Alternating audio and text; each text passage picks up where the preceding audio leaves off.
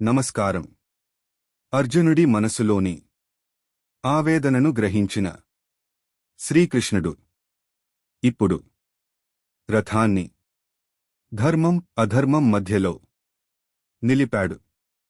ఏవముక్తో హృషీకేశో గుడాకేశేన భారత సేనయోరుభయోర్మధ్యే స్థాపయిత్వా రథోత్తమం. శ్లోకం భావార్థం. అర్జునుడి మాటలను విని హృషీకేశుడైన శ్రీకృష్ణుడు ఉత్తమమైన రథాన్ని రెండు సేనల మధ్యలో నిలిపాడు. ఇది ఒక చారిత్రక క్షణం. లోతైన వివరణ. ఇక్కడ మనం గమనించాల్సింది, శ్రీకృష్ణుడు ఆజ్ఞాపించలేదు, వాదించలేదు, ప్రశ్నించలేదు. వినయం ముందు పరమాత్మ కూడా సారథిగా మారుతాడు. ఇది భగవద్గీతలో అత్యంత అందమైన భావం, జీవితానికి సందేశం. ఈ శ్లోకం మనకు చెబుతుంది, నిజమైన మార్గదర్శకుడు మన మాట వినగలగాలి.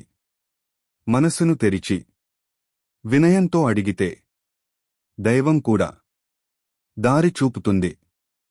ఆధ్యాత్మిక అర్థం. హృషీకేశుడు ఇంద్రియాలకు అధిపతి.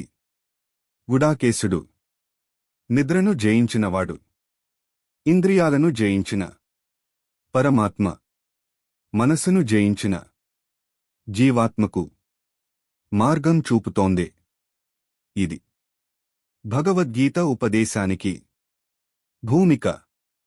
తదుపరి శ్లోకంలో అర్జునుడు ఎవరెవరిని చూస్తాడో తెలుసుకుందాం. ఈ వీడియో నచ్చితే లైక్ చేయండి, సబ్స్క్రైబ్ చేయండి. హరే కృష్ణ.